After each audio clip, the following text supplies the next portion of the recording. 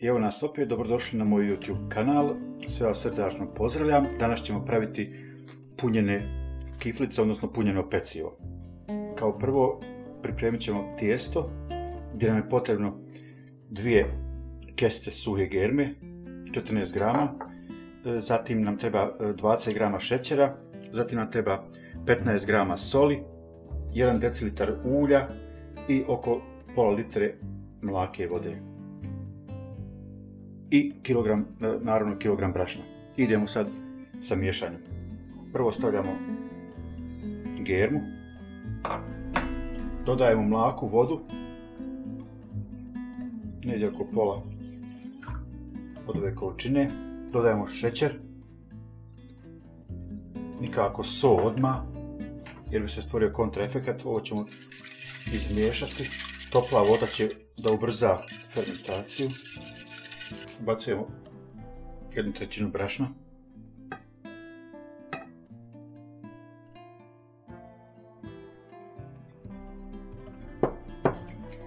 Miješamo lagano kašikom.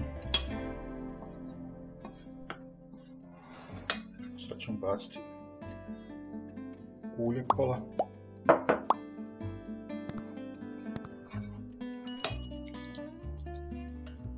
Još brašna.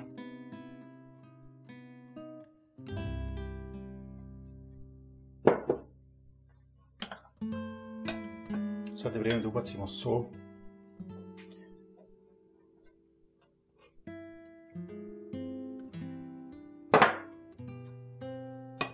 Sad ćemo to tijesto.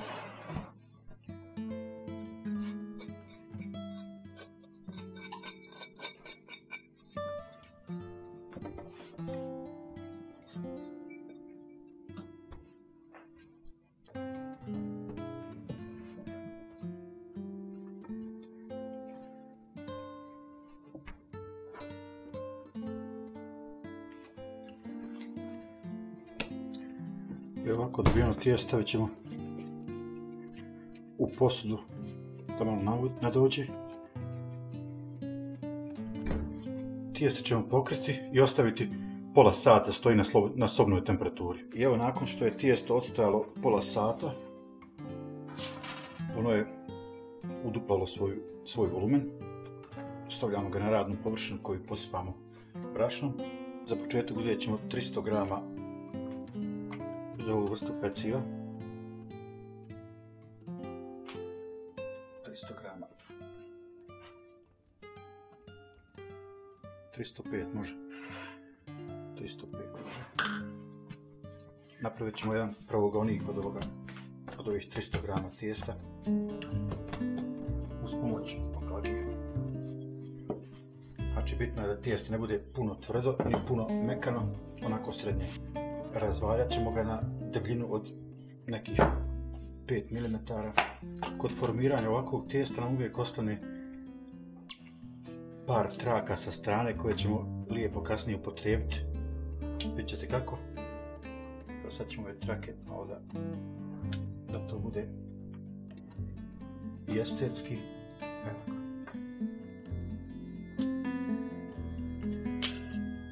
Za nadjev nam je potrebno paradajz pelat, koji se pravi isto kao što smo radili na pici. Ima moj video kako se pravi gurmanska pica. Znači isti sastav za paradajz pelat. Ide oregano, so, maslinovo ulje, paradajz pelat, malo kopra. Sada ćemo da stavljamo pileću šunku. Evo ovako to ide. Ne do kraja, nego samo da ostane otprilike centimetar prostora. I naravno gore ide sir u listovima. Evo ovako ćemo taj sir usložiti. I ovo sad što smo dobili, sad ćemo da ove rubove sa vodom da se bolje zalijepi.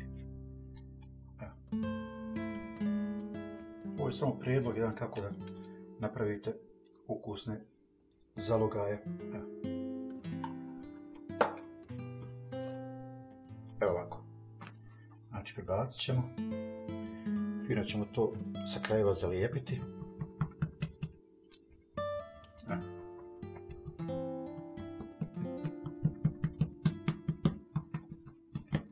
naravno krajeve ćemo odstraniti, ne trebaju nam.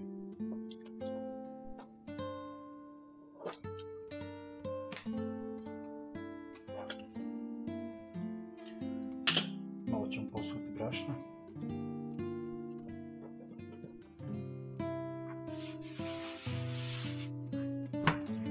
I ovako dobijeno ćemo rezati na otprilike centimetar i pol trakice koje ćemo kasnije saviti i dobit ćemo izvrsno hrskavo i ukusno tijesto. To smo radili i sad što radimo? Sad samo to motamo u ovako, ništa posebno, ovako. Smotamo fino svaki komad. To će fino kad se ispeče da izgleda fenomenalno. Evo tako. Bitno je samo da se vide ovi presjeci, to je bitno. Još malo popravimo, znači ostavimo prostora radi nadolaženja. I ovo, kao što sam rekao, od onih komada što nam je ostalo od komada tijesta nećemo bacati, nego ćemo fino zamotati ove pileće hrenovke.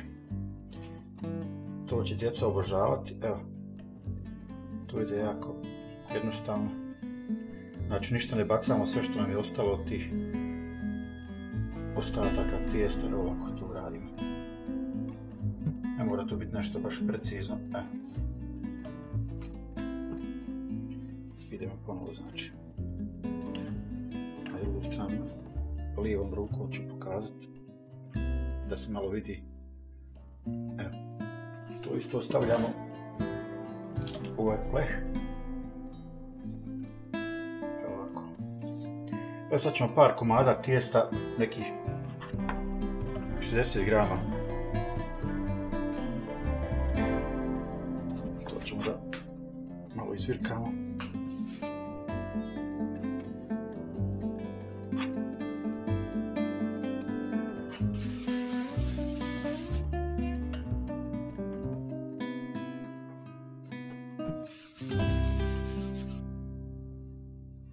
Sad ćemo ove dobijene kuglice stavljati u elipsast oblik. Naravno, ide ponovo malo sira, ide salama.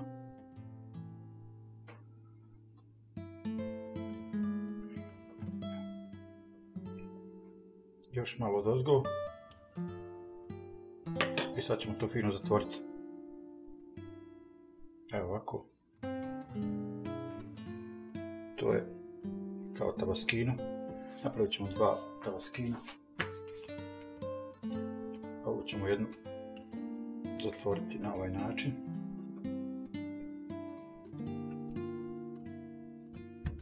Stavit ćemo dozgo malo. Isto. Ovako. Idemo dalje.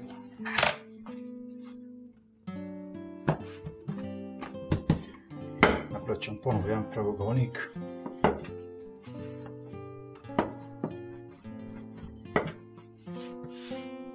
Ovo ćemo podijeliti na dva dijela. Prilike ista. Ovo ćemo sad da punimo sa nadjevom.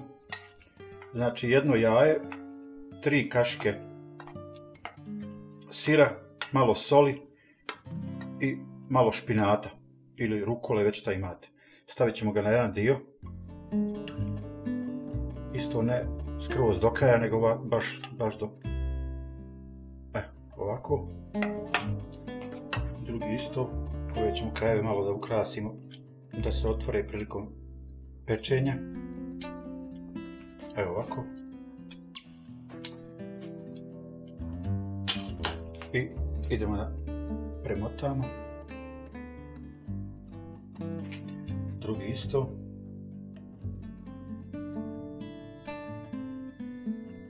Sa strana stisnemo dobro da nam ne iscuri smjesa. I naravno višak, ako ga ima, osjećamo zbog estetika i ne moramo. već osjećaj. Tijesto će da nam dolazi pola sata. Nakon pola sata premažemo ga žumancem i pospijemo s usama i pečemo na 180 stepeni 20 minuta. Od ove smjese brašna koje smo radili, brašna i vode, dobili smo 1,5 kg tijesta. Znači 1,5 kg tijesta. Evo, za ove pune 2 tepsije ostalo nam je nekih 600 grama. Znači potrošili smo oko 900 grama. Ovo možemo staviti u frižider,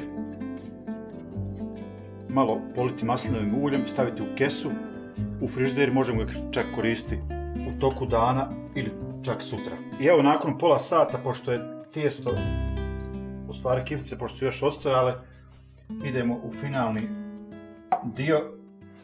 Znači, premažemo ga s jajima, u stvari s žumancetom. Evo. I sad posipamo sa sjemenom sezona.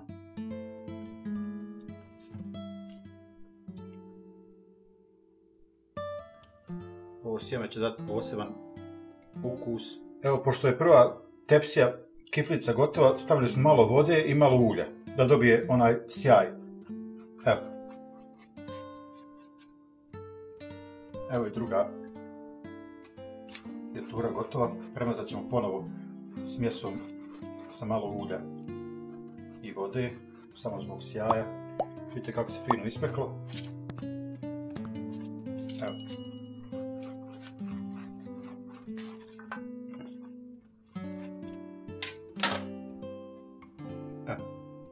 Super. Miriše je fenomenalno. Evo. To je bilo ono što sam vam za danas pripremio. Sve vas puno pozdravljam i želim sve najbolje. Ako vam se video svidio, lajkujte i pretplatite se na moj kanal. Do sljedećeg videa.